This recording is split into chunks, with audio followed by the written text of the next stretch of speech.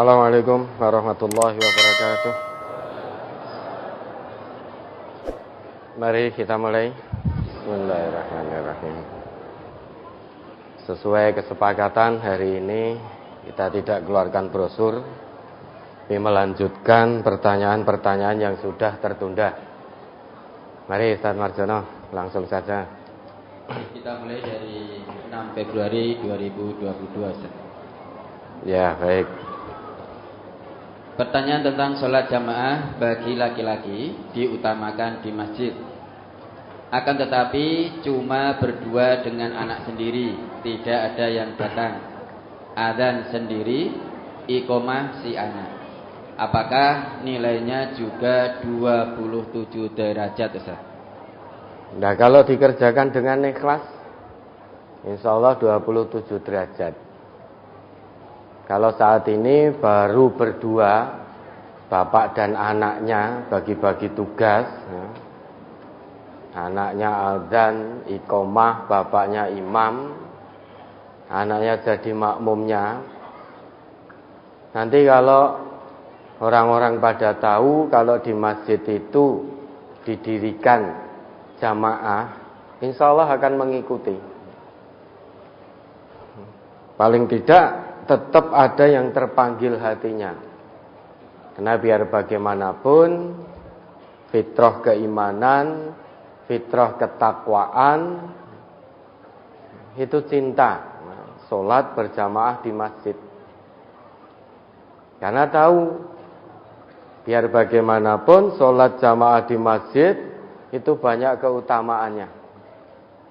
Nabi kita bersabda, sholatul rajuli fil jama'ati tudha'afu ala sholatihi fi baitihi wa fi suqihi khamsan wa ishrina di'fan.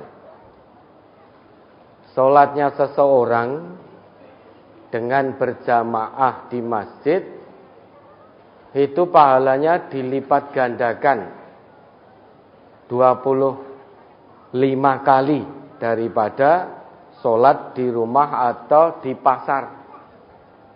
Ini baru berjalan di masjid, itu sudah dilipat gandakan 25 derajat. Belum lagi nanti sholat jamaah didirikan. Dalam hadis Nabi kita juga bersabda, sholatul jama'ati tafdulu sholatal fadhi bisaba'in wa ishrina darajah. Sholat berjamaah itu dilipat gandakan 27 kali daripada sholat sendirian. Ya, andai kata orang yang ngaku Islam ini tahu keutamaan dan kebaikan sholat berjamaah di masjid, apapun akan dia lakukan untuk bisa datang ke masjid. Lau ya'lamun nas ma fin nida'i wa fis saffil awwali summa lam yajidu illa ayyastahimu alaihi lastahamu. Andai kata manusia itu mengetahui kebaikan di balik seruan azan dan kebaikan di balik shaf yang pertama, kemudian dia tidak mendapatkan kebaikan itu kecuali dengan berundi, lastahamu, niscaya mereka akan berundi. Walau ya'lamuna ma fit tahjir lastabaku ilaihi. Dan jika mereka mengetahui kebaikan di balik datang pertama pada sholat zuhur, niscaya mereka akan berlomba. Walau ya'lamuna ma fil atamati was subahi la'atauhuma walau habwan. Jika mereka mengetahui kebaikan sholat jamaah di masjid pada waktu isya dan subuh, niscaya mereka akan mendatanginya walau dengan merangkak. Tapi biasanya banyak orang yang ngaku Islam mendapatkan janji-janji dari Rasulullah seperti ini tidak tertarik. Tidak tertarik. Nabi kita mengatakan, jika salah seorang berwudu, kemudian fayuhsinul wudu'a, memperbagus wudunya, summa kharaja ilal masjid, kemudian sesudah itu pergi ke masjid, la yukhrijuhu illa sholat, tidak ada penyebab yang menggerakkan dirinya untuk datang ke masjid kecuali untuk sholat. Janji dari Nabi, lam yaktu khotwatan illa rufi'at lahu biha darajah. Satu langkah kakinya itu akan mengangkat derajatnya di sisi Allah. Wa hutta anhu biha khati'ah. Satu langkah kakinya yang lain akan menghapus kesalahannya. Fa idza shalla lam tazalil malaikah tusalli alaihi madama fi musallahu. Jika dia telah menunaikan salat jamaah di masjid, selama dia berada di situ dan selama belum batal, malaikat senantiasa berdoa untuknya. Allahumma salli alaihi, Allahumma arhamhu. Ya Allah, berilah berkah kepadanya. Ya Allah, berilah rahmat kepadanya. Wala yazalu ahadukum fi sholatin man tadara sholah. Dan tidaklah seseorang di antara kalian senantiasa dinilai sholat selama dia menunggu waktu-waktu sholat berikutnya dan selama belum batal. Banyak kebaikan yang Nabi kita janjikan. Kebaikan dunia, kebaikan akhirat di balik sholat jamaah di masjid. Namun tidak sedikit orang yang ngaku beragama Islam tidak tertarik. Namun jika diiming-imingi dengan keuntungan duniawi, hampir semuanya, bahkan mungkin semuanya tertarik. Misalkan dijanjikan sehari 5 waktu. Hei fulan, kamu sehari 5 waktu ya datang ke rumahku. Nanti di rumahku aku beri uang. Nanti datang ya, jam 4 kurang seperempat waktu pagi. Datang setengah 12 lebih sedikit. Datang setengah 3 lebih sedikit. Kemudian setengah 6. Kemudian jam 7 kurang seperempat, 5 waktu datang ke rumahku. Nanti aku beri uang. Kira-kira yang dilakukan oleh manusia apa? Berusaha untuk datang karena ada iming-iming uang.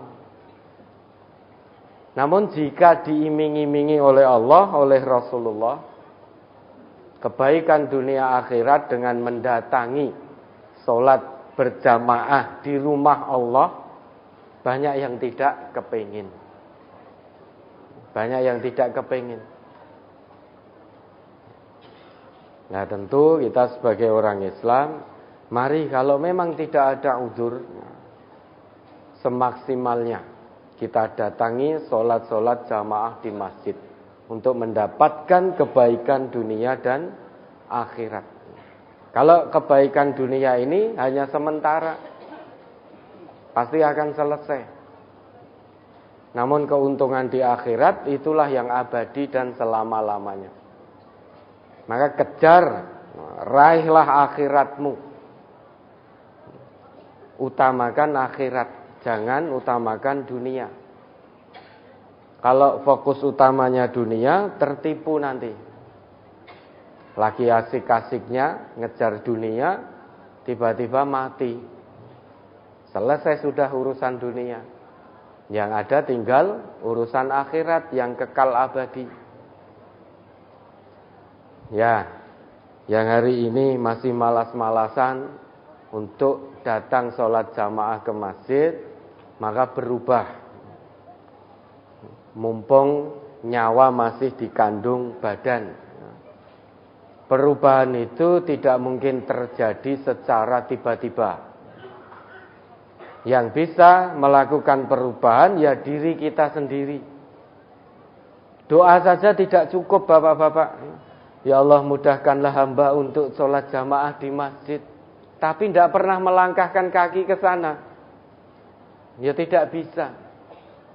Ini anehnya kita yang ngaku Islam ini. Kalau piknik ya, naik gunung saja tekan. Ke laut tekan. Keluar pulau juga sampai.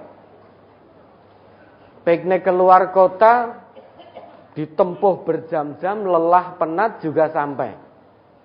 Ning masjid maknyuk one ra tekan-tekan. Ya, sekarang di setiap kampung alhamdulillah ada masjidnya. Orang-orang itu untuk sekedar menyalurkan hobi naik gunung itu lelah loh. Tapi ya sampai. Padahal di RT-nya nggak ada gunung. Dia kalau naik gunung harus keluar tempuh perjalanan dengan bekal dan lain sebagainya. Bekal fisik juga. Itu berjam-jam naiknya. Tekan dhuwur ya mung hanya melihat apa yang dilihat. Setelah itu turun, capek. Itu juga sampai. Panjenengan kalau mau rekreasi itu ke pantai, ditempuh jarak jauh juga tekan. Atau mau bepergian keluar kota, keluar pulau, itu juga sampai. Namun hanya melangkah ke masjid tanpa ada uzur. Masjid di RT-nya, di kampungnya paling jaraknya 50 meter, 100 meter. Itu kok ora tekan-tekan. Berarti kan jauh ini jarak masjid dari rumah. Lebih jauh daripada Gunung Lawu dengan rumahnya. Nah, maka istaftu qulubakum ta'alau ila istifta'i qulubina. Mari kita tanyakan nurani kita masing-masing. Di tempat yang jauh saja sampai dibelan-belani, bersusah payah. Di masjid yang tinggal melangkah, kalau hujan ada payung, ada mantel dan lain sebagainya, tidak sakit, kok ora tekan-tekan. Apa yang menjadi penghalang? Tanya nuraninya masing-masing. Ya, ada lagi?